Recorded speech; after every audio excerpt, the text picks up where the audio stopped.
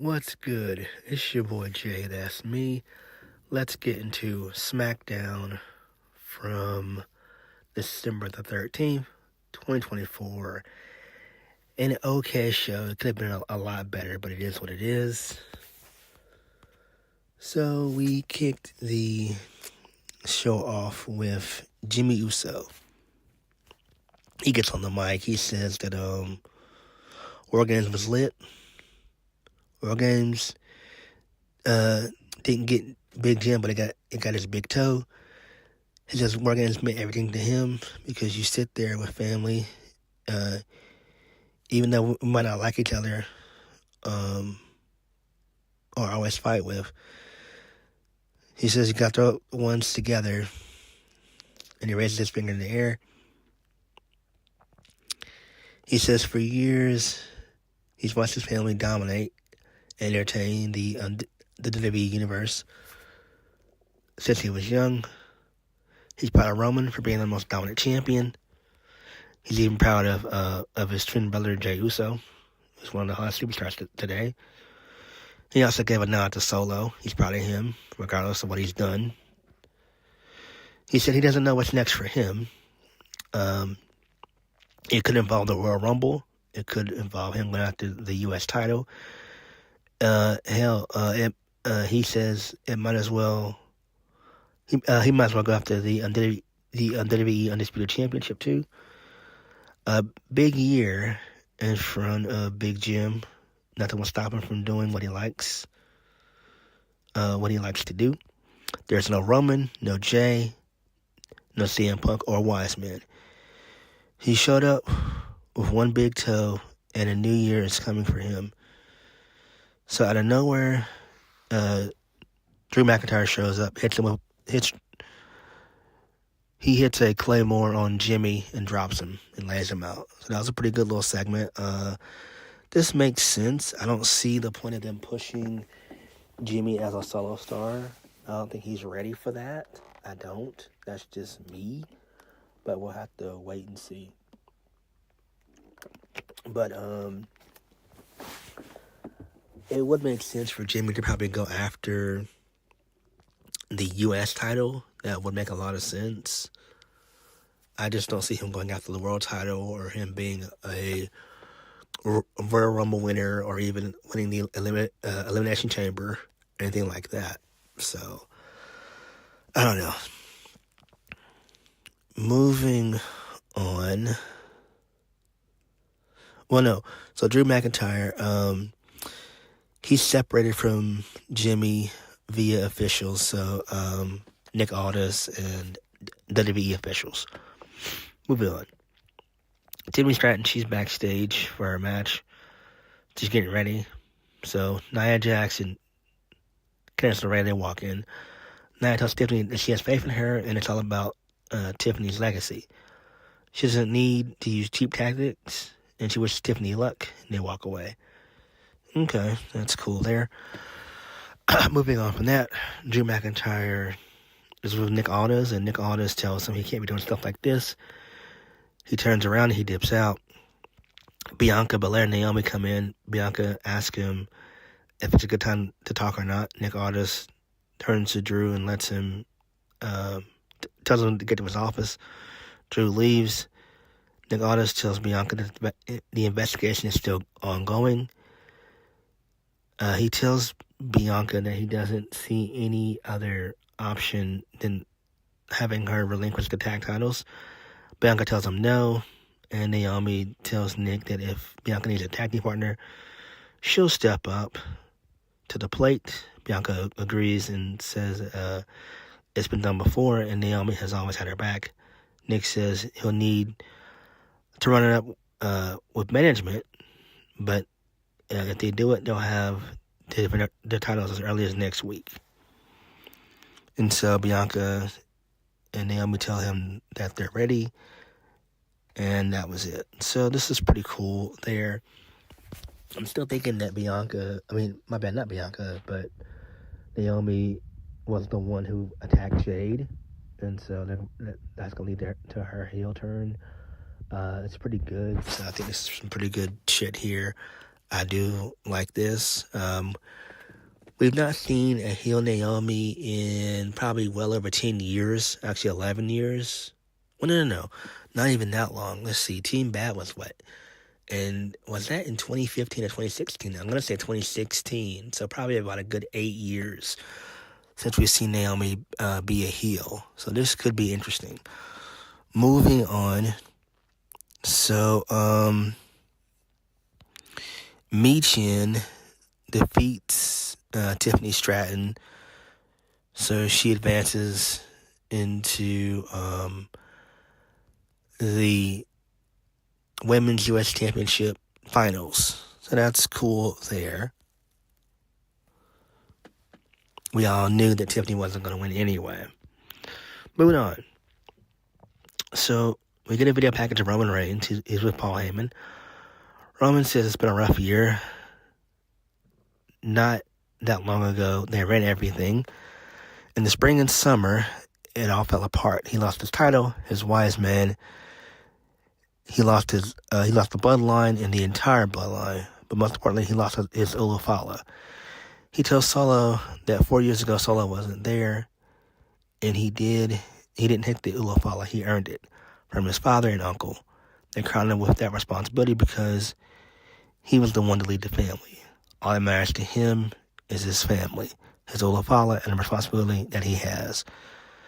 Roman says on January 6th means Netflix for him. He challenges Solo to a match. He'll take back his bloodline. He'll take back his Ulufala. He'll take back his respect. And once he has that respect, the whole world will acknowledge him. Okay. This makes sense. I figured they weren't going to wait until the Royal Rumble to do Roman and Solo anyway. So it does make sense to kind of blow it off here to get that feud over with. But I don't know. Roman should win the feud, obviously. Maybe we do see The Rock show up. I know there's rumors going around that CM Punk and Seth Rollins, that's going to happen also, but I called bullshit on that one. That's not going to happen. We're not going to have CM Punk and Seth Rollins for the Raw on Netflix. That's just not going to happen. So this does make sense. This is okay. So Roman wants to get, his Ulufala back, which makes perfect sense. Moving on. So we go backstage and we see Legado del Fantasma with Nick Aldis.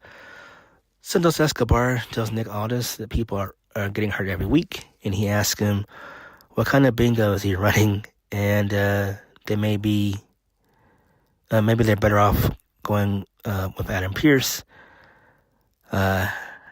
Pearce tells Angel to call. Nick Aldis tells Angel to call Adam Pearce, and then they walk away. Okay. That's fine. Although I think that Legado would be better on NXT, if we're being honest. Let's just be honest. Moving on. So Carmelo Hayes comes in and he tells Nick Aldis that he'll make light work of his mystery opponent. So this leads us into Carmelo Hayes versus Braun Strowman. Braun Strowman easily defeats Carmelo Hayes via the running power slam. At this point, just send Carmelo Hayes back to NXT, please. Triple H has no plans for Carmelo Hayes, which is sad. He has no plans for Carmelo Hayes. What the hell, man? What the hell? Moving on. So Byron Saxton, he's backstage with LA Knight.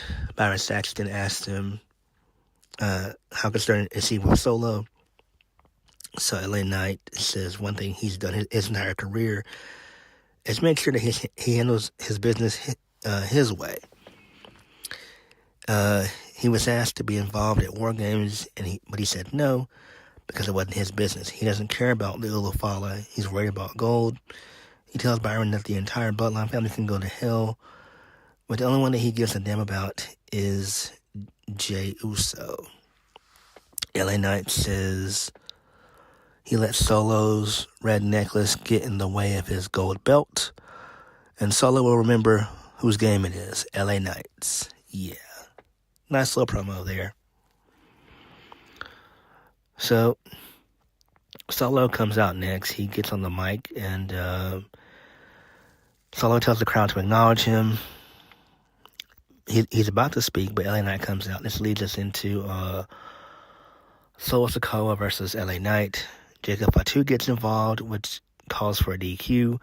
So LA Knight wins via DQ, and then Solo Sikoa and LA Knight, Solo Sikoa and Jacob Fatu beat the shit out of LA Knight, and also Apollo Crews and Andrade, who attempt to make the save, but to no avail. So this is fine. This makes sense. We'll probably get a 6-man tag next week. Do I care? No, I don't. Moving on, we get a Braun Strowman segment. He's walking backstage. He's stopped by Pretty Deadly. They tell him that they have been trying to find a monster for months, and he's perfect for the amount of hideousness. They give him a transcript of their play, and he walks away. So in come A-Town, Down Under, Grayson Waller, and Austin Theory. They ask Strowman if he'll be a guest on the Grayson Waller Effect next week. Strowman tells him that he'll see him next week. So we all know that Strowman is going to lay waste to Austin Theory and Grayson Waller. Okay, who gives a shit? Moving on. Chelsea Green defeats Bayley, which is great. So she advances into the finals. Moving on, we get a backstage video involving the Mercy Machine Guns. They talk about how they made a statement about winning the WWE Tag Team Championships, but they did not expect Johnny Gargano to do what he did. They told Johnny Gargano that the titles are important, but it's not. But this is not about. It's not what it's all about. And next week he'll be the student, and they'll be the teachers. Okay, that's fine. Moving on. Shinsuke Nakamura, he's speaking in Japanese. He talks about how everyone will fall before his feet, humiliated and forgotten. He says LA Knight was just the beginning, and how he held something he never deserved. All right. That's fine, I guess. Moving on.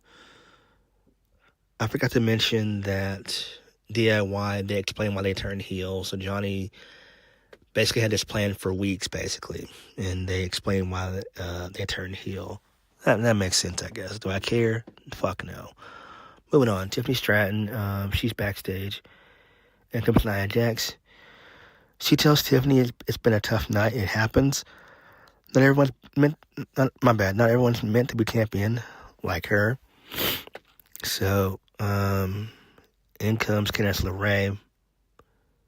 She says that while Tiffany was trying her best, she spoke to Nick Aldis, and the two of them are going to have a tag match next week, that being Candice LeRae and Nia Jax against Naomi and Bianca Belair. Okay. Candice LeRae said that she knows that Tiffany wasn't able to bring more gold to their group, but next week Nia can hold 2 titles.